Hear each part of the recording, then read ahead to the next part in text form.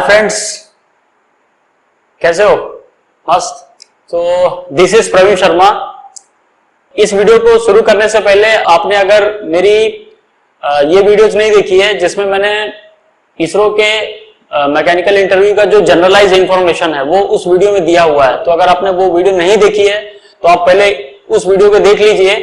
इसका लिंक मैंने यहां दिया हुआ है, ठीक है। इस आई बटन पे आप जा सकते हैं और एक बार आप उस वीडियो को देख लीजिए, उसके बाद ही आप इस वीडियो को कंटिन्यू कीजिए, क्योंकि एक जनरलाइज इंफॉर्मेशन आपको पता होना चाहिए। ओके, और अगर आपने देख लिया है तो आप इस वीडियो को कंटिन्यू कर सकते हैं। तो चलो शुरू करते हैं। तो इस बंदे ने अपने फेवरेट सब्जेक्ट क्या क्या बताए वो देख लेते हैं पहले। उसमें सबसे पहले बताया मटेरियल साइंस, फिर उसके बाद सॉम, फिर थर्मोडायनेमिक्स एंड मैन्युफैक्चरिंग, बस इतने ही सब्जेक्ट बताए।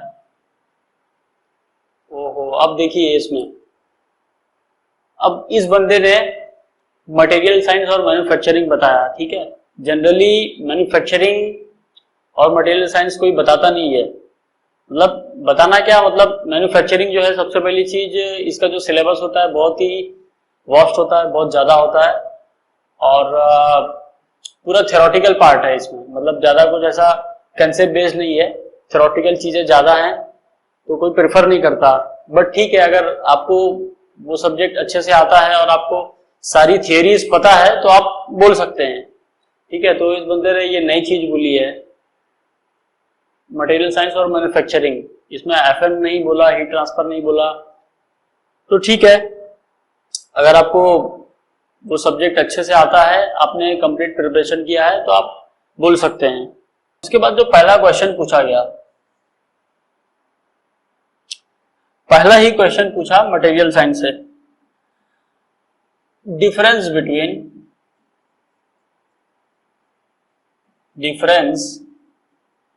Between grey cast iron and ductile cast iron.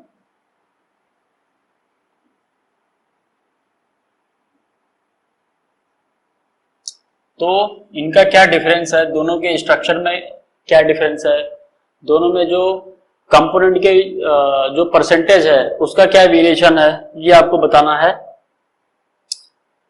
फिर उसके बाद जो नेक्स्ट क्वेश्चन है, what is the diameter of spheroids, ठीक है। तो जो स्फेरॉइड्स होते हैं मटेरियल के अंदर, उसका डायमीटर पूछा है कि कितना साइज होता है उसका। The next one is what is stainless steel.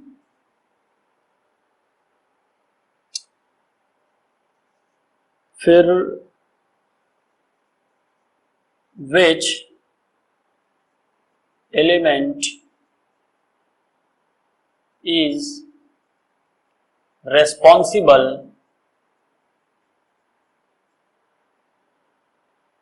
for corrosion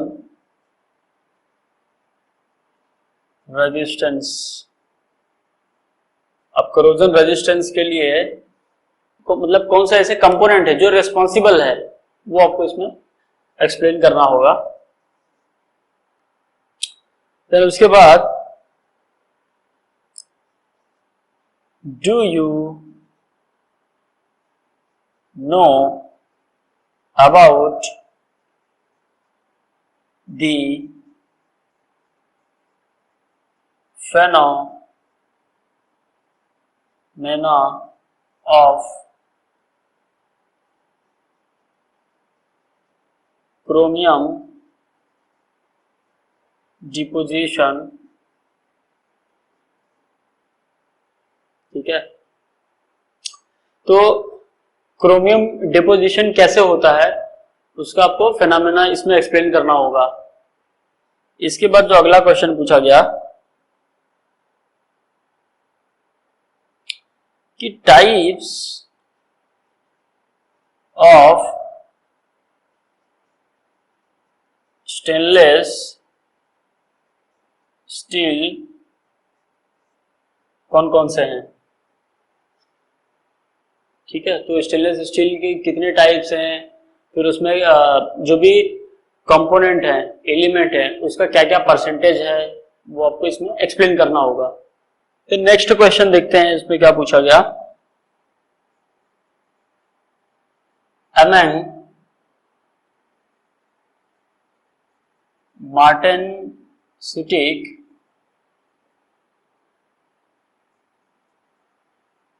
austenitic and ferritic, which will undergo corrosion if I place them in water। तो इसमें आपको यह एक्सप्लेन करना है कि जब इन मटेरियल को हम लोग वाटर में प्लेस करते हैं तो किसका कोरोजन होगा और किसका नहीं होगा। तो अगला क्वेश्चन देखते हैं इसके बाद, which of the stainless steel is non-magnetic in nature। Then अगला क्वेश्चन, वेल्डिंग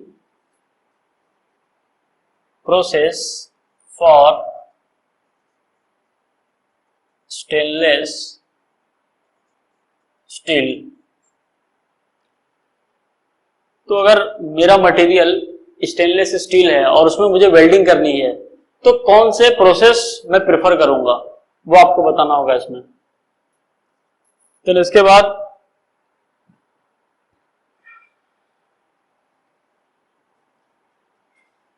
explain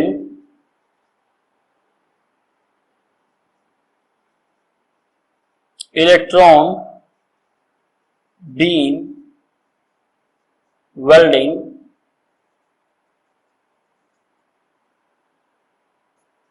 TIG,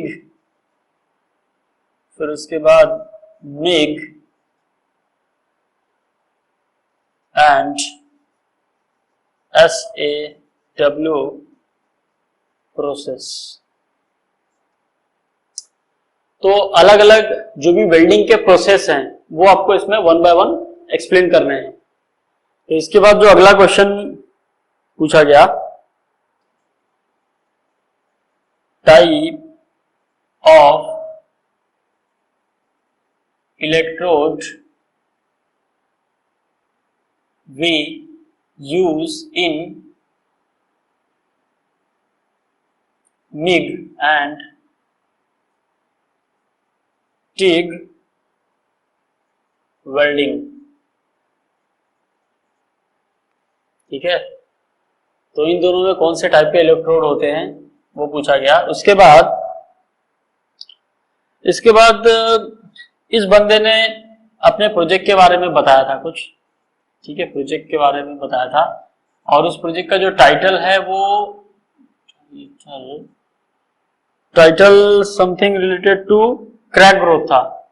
जो टाइटल है वो क्रैक ग्रोथ के ऊपर था, ठीक है। तो इस बंदे का जो भी प्रोजेक्ट था वो इससे रिलेटेड था। तो जो क्वेश्चन पूछे गए वो इससे रिलेटेड पूछे गए, ठीक है। इसमें क्या पूछा गया कि name some crack growth models and write the formula for all laws। ठीक है, तो क्रैक ग्रोथ को स्टडी करने के लिए जो भी मॉडल्स हैं, जो भी मॉडल्स कंसीडर किए जाते हैं और जो उनके रिस्पेक्टिव फॉर्मूलाज हैं उसके बारे में पूछा है। देन अगला question, draw crack propagation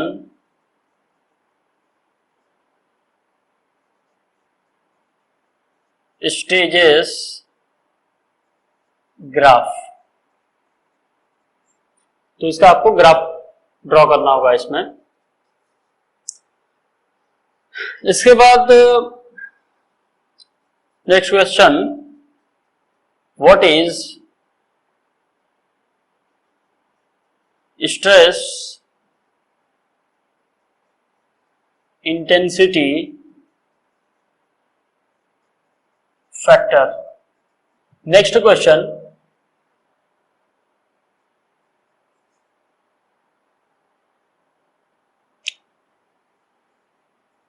relation of SIF with fracture toughness। Fracture toughness. उसके बाद जो अगला क्वेश्चन था कि difference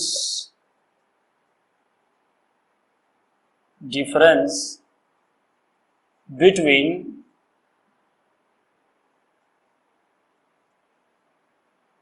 toughness and fracture toughness.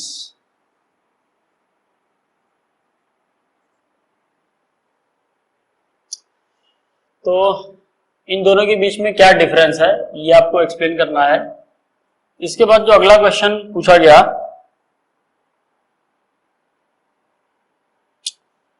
which material is more likely to undergo crack propagation। ठीक है, तो आप देख ही रहे हैं कि जो भी क्वेश्चन जितने अब तक पूछे गए वो सब के सब थ्योरेटिकल थियरी बेस्ड थे। मतलब न्यूमेरिकल टाइप क्वेश्चन अब तक पूछा ही नहीं गया, फॉर्मूला बेस्ड पूछा ही नहीं गया। अब तक जो भी है सब थियरी बेस्ड क्वेश्चन है। ठीक है, तो ये सब भी एक्सपेक्टेड है। और दूसरी एक और चीज है, अब इस बंदे ने सॉम और थर्मोडायनेमिक्स बताया है, बट अभी तक देखिए जो भी क्वेश्चन थे पूरे के पूरे मटेरियल साइंस और मैन्युफैक्चरिंग से ही ज्यादातर पूछे गए अब तक। फिर अगला क्वेश्चन देखते हैं, do you know what is SHM। तो इसमें सिंपल हार्मोनिक मोशन के बारे में पूछा है, उसका इक्वेशन क्या है, वो होता क्या है, उसका एप्लीकेशन क्या है, तो ये आपको इसमें बताना होगा। इसके बाद जो अगला क्वेश्चन है वो है कि एनी मैकेनिज्म in which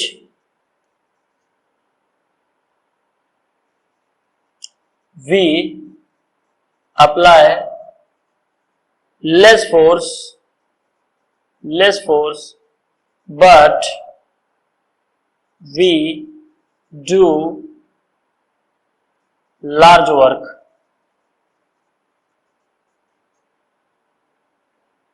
तो इसमें पूछा गया है कि ऐसा कौन सा मैकेनिज्म है जिसमें हम लोग लेस फोर्स अप्लाई करते हैं और बदले में अपने हमें लार्ज वर्क मिलता है, तो वो आपको बताना होगा। अगला क्वेश्चन देखते हैं। इसमें ये बोला गया कि डिजाइन स्क्रू जैक, ठीक है, तो स्क्रू जैक कैसे डिजाइन करोगे वो आप देखना। फिर उसके बाद पास्कल्स लॉ एक्सप्लेन करना है आपको एंड इट्स एप्लीकेशन,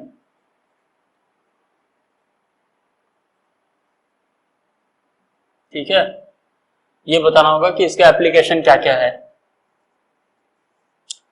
देन इसके बाद जो नेक्स्ट क्वेश्चन है वो है कि मैकेनिज्म ऑफ हाइड्रोलिक लिफ्ट, ये आपको बताना होगा।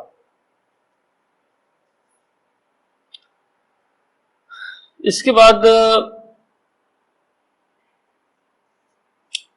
डिस्ट्रक्टिव टेस्टिंग के एग्जाम्पल्स क्या क्या हैं। तो अगर हम लोग टेस्टिंग की बात करें तो जो भी टेस्टिंग होती है वो टू कैटेगरीज में डिवाइडेड होती है। पहली तो डिस्ट्रक्टिव, जिसमें मटेरियल डिस्ट्रक्ट हो जाता है, और दूसरी नॉन डिस्ट्रक्टिव, जिसमें मटेरियल का कोई लॉस नहीं होता, मटेरियल डिस्ट्रॉय नहीं होती। तो इसमें वही पूछा गया कि डिस्ट्रक्टिव टेस्टिंग का एग्जांपल कौन कौन सा, मतलब कौन कौन से हैं वो अलग अलग टेस्ट, वो आपको इसमें बताना होगा। फिर उसके बाद what we measure from UTM test, ठीक है, तो ये आपको बताना होगा इसको। फिर उसके बाद अगला जो क्वेश्चन था, explain Izod and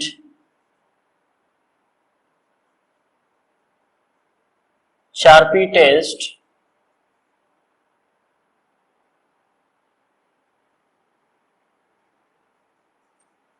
what they measure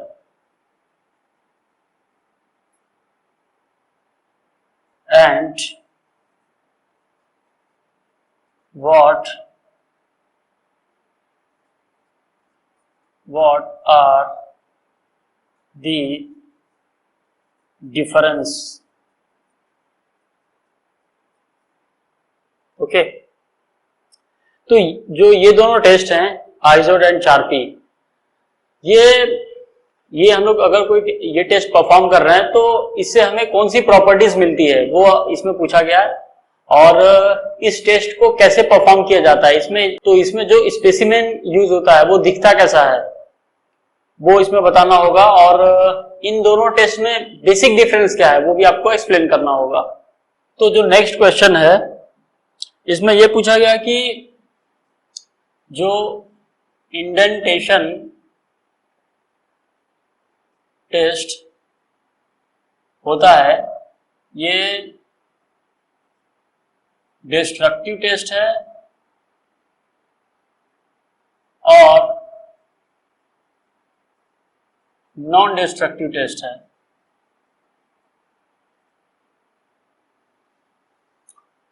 ठीक है, तो ये आपको इसमें बताना है। फिर उसके बाद जो अगला क्वेश्चन है, फॉर्मूला फॉर दी ब्रिनल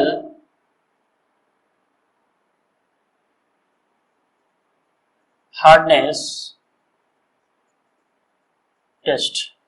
तो apart from Brinell hardness test, इसके अलावा हार्डनेस टेस्ट करने के और भी मेथड्स हैं। इसमें एक विकर्स हार्डनेस भी है, फिर एक रॉकवेल हार्डनेस भी है, ठीक है, तो उसका क्या क्या फॉर्मूला है और उसमें जो इंडेंटर यूज होता है उसका शेप कैसा होता है, वो सब भी पूछा जा सकता है। फिर इसके बाद जो अगला क्वेश्चन पूछा गया, व्हाट इज zeroth लॉ, और उसके बाद इट्स एप्लीकेशन। ठीक है, तो ये लॉ एक्सप्लेन करने के बाद आपको इसका एप्लीकेशन बताना होगा। इसके बाद पूछा है कि what is absolute temperature scale. तो इसके बाद जो लास्ट क्वेश्चन पूछा गया वो है why kelvin scale is absolute. तो ये सभी क्वेश्चन पूछे गए। अब आपने इसमें देखा होगा कि जितने भी क्वेश्चन थे, majority of the question is from material science and manufacturing और थर्मोडायनेमिक्स से। इसमें सॉम से तो कोई भी एक भी क्वेश्चन नहीं पूछा गया। ठीक है, तो ये सब चीजें भी एक्सपेक्टेड है, तो आप हर एक केस के लिए पूरी तरह से रेडी रहिए। तो इस बंदे से इतने ही क्वेश्चन पूछे गए। ओके, और अगर आपको वीडियो अच्छी लगी हो तो लाइक जरूर कर देना, और अगर आपको मैकेनिकल इंजीनियरिंग से रिलेटेड फ्री स्टडी मटेरियल चाहिए तो आप www.mechanicalpentomath.com वेबसाइट पे जा सकते हैं। इसकी लिंक मैंने डिस्क्रिप्शन बॉक्स में भी दे रखी है, आप वहां से जा सकते हैं, और वहां पे जो भी मटेरियल है सब फ्री है। ठीक है, आप वहां से देख सकते हैं। और दूसरी चीज, हमारे चैनल को जरूर सब्सक्राइब कर लेना, ताकि मैं जो भी लेटेस्ट वीडियो लेके आ रहा हूं उसकी नोटिफिकेशन आपको तुरंत मिल जाए। ओके, तो इस वीडियो को यही फिनिश करते हैं, तो अपना ध्यान रखें। ठीक है, बाय।